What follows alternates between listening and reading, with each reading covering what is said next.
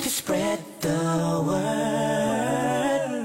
Oh Muhammad sallallahu alayhi wa sallam, you're Allah's chosen one.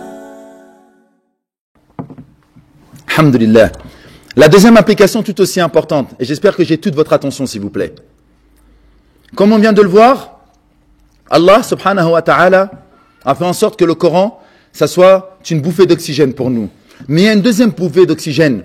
Et ça, c'est un cadeau qui n'a été donné à aucune autre communauté, si ce n'est la nôtre, la communauté des musulmans. Les chrétiens n'ont pas cette chance. Les juifs n'ont pas cette chance. Toutes les communautés auparavant n'ont pas eu cette chance. Nous, on a une chance extraordinaire. Allah subhanahu wa ta'ala nous a donné un cadeau qui est extraordinaire, c'est les 5 piliers de l'islam. Et parmi les 5 piliers de l'islam, il y a un pilier qui se distingue des autres. C'est la prière. As-salat. Oui, mais les chrétiens, ils prient. Oui, mais les juifs, ils prient. Oui, mais les bouddhistes, ils prient. Effectivement, ils prient. Mais ils ne prient pas comme nous prions. Allah nous a donné un cadeau extraordinaire dans la prière. Déjà, un petit rappel historique. Tous les piliers de l'islam, ils ont été révélés dans cette vie d'ici-bas.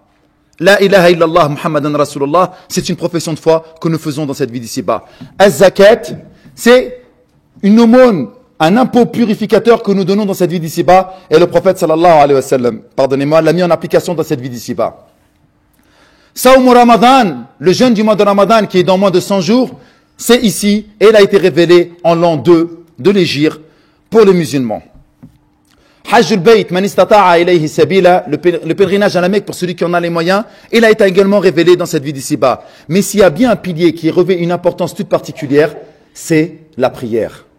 Allah subhanahu wa ta'ala, lors de la 10e année de la révélation, lors de la 10e année de Nubuwa, pendant l'année Am al-Huzn, l'année de la grande tristesse du prophète sallallahu alayhi wa sallam, il a invité Usaf al-Isra wal-Mi'raj lorsqu'il est monté. Lorsqu'il est parti de la Mecque pour Jérusalem, et de Jérusalem, il a prié alors qu'il était imam, et tous les prophètes et messagers étaient derrière lui. Et là, il est monté, premier ciel, deuxième ciel, troisième ciel, quatrième ciel. Il voit le prophète Moïse, il voit le prophète Jésus, il voit tous les prophètes et messagers. Et à un moment, il a dépassé les 7 cieux, il dépasse le paradis et l'enfer, et il se retrouve au lotus de la limite, Sidratul Muntaha. Et là, l'ange Gabriel, Sayyidina Jibril alayhi salam, il dit, stop! Moi, je peux plus passer, ya Muhammad. Si je passe là, je suis brûlé par la lumière d'Allah, subhanahu wa ta'ala. Anta al-Mustafa, c'est toi l'élu. Il n'y a que toi qui peux passer. Et à ce moment-là, le prophète sallallahu alayhi wa sallam dépasse la limite. Et c'est à ce moment-là que sa majesté, Allah, créateur des cieux et de la terre, lui donne le cadeau de la prière. Oh, vous les croyants. Allah, subhanahu wa ta'ala, vous a donné le plus beau des cadeaux dans la prière. Allah, subhanahu wa ta'ala, vous a simplement demandé de prier 5 fois par jour. Pas plus que 5 fois par jour. L'équivalent de 50 prières. Je ne vais pas rentrer dans le hadith parce que ce n'est pas le sujet du jour. 5 fois par jour, nous devons prier. Et c'est un cadeau qui a été donné dans les cieux. Dans les cieux. Et nous, la prière, on n'en a rien à faire. Mais arrête, Mehdi, tu n'as pas le droit de dire ça. Comment tu parles comme ça? T'es fou, moi je la respecte, ta prière. Je vous dis et je me répète, on n'en a rien à faire. Lorsque Sayyidina Muhammad sallallahu alayhi wa sallam a reçu ce cadeau, il était extrêmement content. Il est redescendu sur terre et il a annoncé la bonne nouvelle aux croyants. 5 fois par jour, lorsque nous sommes prosternés, nous n'avons aucun intermédiaire. Si j'ai besoin de me confesser, Père Henri, nous n'avons pas besoin d'aller vous voir. Lorsque nous avons besoin de se confesser, on pose notre front par terre et on demande tout de suite pardon à Allah subhanahu wa ta'ala. Lorsque j'ai besoin de parler de telle ou telle chose, lorsque j'ai besoin de demander pardon, lorsque j'ai besoin d'aide, lorsque j'ai besoin d'une sollicitation, je suis en lien direct avec Allah subhanahu wa ta'ala. Le prophète sallallahu alayhi wa sallam appelait Bilal, l'esclave abyssinien d'origine éthiopienne. Et il lui disait, Ya Bilal, arihna biha. Oh Bilal, soulage-nous avec quoi? Avec la prière. Et nous maintenant, je vais faire ma prière pour me débarrasser. Vas-y vite, je vais faire la prière comme ça, je suis débarrassé, je serai tranquille. Ya Bilal, arihna biha. Regardez comment il disait, oh Bilal, soulage-nous avec la prière. Et nous, je vais faire la prière pour me débarrasser. Mais c'est pas ça, mon sujet, par rapport à la prière. Allah subhanahu wa ta'ala nous a donné un ordre bien précis. Il nous a dit, Inna salata kanat ala al-mu'minina kitaban mawquta. La prière, elle a été décrétée aux croyants à des horaires bien précis. Allahu Akbar. Quel cadeau. Mais Wallah, qui nous aime. On a une âme bestiale. On a un caillot de sang noir pour chacun de nous. Et ce caillot de sang noir, cette âme bestiale, nous implique à aller toujours vers ce corps qui nous alourdit, alors que notre âme décide que d'une seule chose, c'est de monter vers les hauteurs célestes. Et qu'est-ce qu'il nous dit Allah subhanahu wa ta'ala au moment où tu es dans le sommeil, parce que là il commence à être de plus en plus tôt. Allahu Akbar, tu es bien au chaud dans ton lit, etc. Et t'as ton réveil, il sonne. Allahu Akbar, Allahu Akbar. Oui, Allah est plus grand que tout, que mon sommeil, que mon bien-être, que ma couette, que ma femme qui me tient au chaud dans le lit. Allah est plus grand que tout. Allahu Akbar. Lève-toi et viens m'adorer. C'est qui t'a permis de dormir? Parce qu'il y en a qui prennent des anxiolytiques pour dormir. Il y en a qui prennent des somnifères. Il y en a qui sont stressés. Il y en a qui n'arrivent pas à dormir. Allah, il t'a donné un beau cadeau. Il t'a enlevé ton stress et il a permis à ton corps de se reposer et de se régénérer par le sommeil. Et là, il te dit, Allahu Akbar, Allahu Akbar. C'est moi le plus grand, lève-toi. Non, je vais pas me lever. Par contre, si vous avez un avion à prendre pour aller aux Seychelles, ou bien en Malaisie, ou en Bled, vous n'allez pas dormir. Est-ce que j'ai préparé mes bagages? Faut que j'aille prendre l'avion, etc. Ou si vous avez un entretien d'embauche, c'est à 9 heures. Tu vas te lever, tu vas te préparer, tu vas te pomponner, tu vas te prendre la tête, etc. Parce que tu as rendez-vous avec celui qui va t'embaucher, ou parce que tu as rendez-vous avec l'avion. Ah bah oui, là, je vais faire attention. Mais lorsque tu as rendez-vous avec le Créateur des cieux et de la terre, Allah. Mon fiche. Ouais, c'est qui? Allah, ouais. Quelque part là-bas. Non mais attention là. C'est vrai que ça prête à rire dans la manière dont j'exprime la chose. Mais c'est hyper tendu. Si vous vous sentez là-dedans, et si vous avez des problèmes là-dedans, c'est hyper grave.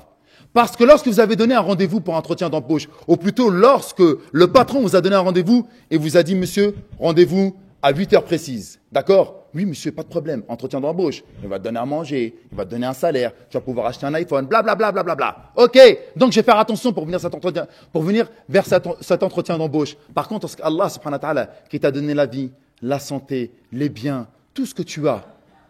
Lorsque tu te regardes, t'aimes bien ton nez aquilin. Je suis belle, je suis beau, je suis bien. C'est qui te l'a donné? Allah subhanahu wa ta'ala. Lorsque celui qui t'a tout donné, il te donne rendez-vous, toi tu vas te lever quand? Après le lever du soleil. Non, c'est trop tard, Allah il est parti. Allah il t'a donné rendez-vous à ce moment-là, il veut que tu viennes au moment où lui il a décidé. C'est pas toi qui décides. Ou non, je suis au patron là, je suis au boulot. Je peux pas faire ma prière au boulot, le patron il veut pas. Man huwa ar-razzaq. C'est qui donne la subsistance? C'est Allah jalla fi'ula. C'est lui qui t'a permis d'être intelligent pour travailler dans tel ou tel métier. C'est lui qui t'a donné les biens. C'est lui qui t'a donné justement de pouvoir grandir ici en France et ne pas d'être en Irak ou à Fallujah ou en Syrie à subir les bombes de je ne sais combien de kilotonnes. Non, il t'a permis d'être ici pour être à l'aise. Et lorsqu'il te donne rendez-vous, le patron, tu y vas direct, pile poil précise. Mais lorsqu'Allah te donne rendez-vous, tu n'en as rien à faire. La prière, elle nous a permis de nous soulager, de se dire, oh, attends, là, je suis dans le business. Oh, je suis dans mon sommeil. Oh, je suis avec ma femme et mes enfants. Oh, je suis dans un cinéma. Oh, je suis en train de regarder la finale de la Coupe du Monde. C'est l'heure du Maghreb. Je vais pas le faire. T'es fou, la finale est plus importante. Allah, il te dit, oh, mets tout ça de côté. Moi, je suis le plus important. Allahu Akbar, Allahu Akbar. C'est moi qui est plus grand. C'est moi qui t'a tout donné. Qu'est-ce que tu me parles? Qu'est-ce que tu t'arrêtes dans la vie d'ici-bas? Allez, reviens vers moi. C'est ça qui vous dit Allah, subhanahu wa ta'ala, dans la prière. Et vous, la prière, ouais, lorsque je pourrais moi, donc après le boulot, je fais Dhahr, Asr, Maghrib, Isha. Combien j'ai fait Dhahr? 3 ou 4? Est-ce que j'ai fait Tahiyyat? Oh là, je suis embrouillé. Moi, je vais rajouter une... Mais c'est pas des prières, ça. On oublie ce qu'on a dit. On n'est même plus avec Allah. On est dans le décompte. 3, 4, 5. Mais c'est n'importe quoi. On se retrouve fatigué. La prière nous permet de nous charger, de nous mettre bien, de décompresser et de se déconnecter avec la vie, avec cette vie terrestre qui nous alourdit pour pouvoir s'élever dans les hauteurs célestes, comme je l'ai dit tout à l'heure. Alors respectons-nous un petit peu. Inna salata kanat ala al-mu'minina kitaban mawquta. La prière, elle a été révélée aux croyants à des horaires bien précis. Allah t'attend à ce moment-là. Va pas le voir après. Respecte-toi, respecte sa majesté. Respecte le créateur des cieux et de la terre. C'est hyper important. Respectons-nous, mes sœurs. Respectons-nous, mes frères. Levons-nous pour Allah subhanahu wa ta'ala. Allahu Akbar.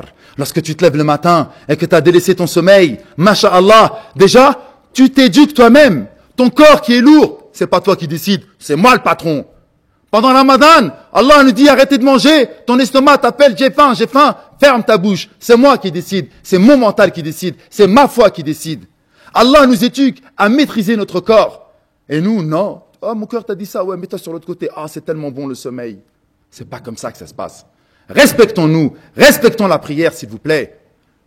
Être musulman, ça m'implique à faire la prière de la bonne manière pour que la prière puisse être bénéfique pour moi. Parce que si vous faites la prière et que vous sentez qu'Allah subhanahu wa ta'ala ne répond pas à vos invocations, si vous faites la prière et vous sentez qu'en fait vous n'avez pas été soulagé, posez-vous la question, est-ce que vous faites correctement la prière? Est-ce que vous la faites bien à l'heure? Est-ce que vous êtes en lien direct avec Allah subhanahu wa ta'ala? La prière, lorsque vous allez lire le Coran ou lorsque vous allez prier derrière quelqu'un, qu'est-ce que vous allez faire? Vous allez lire le Coran.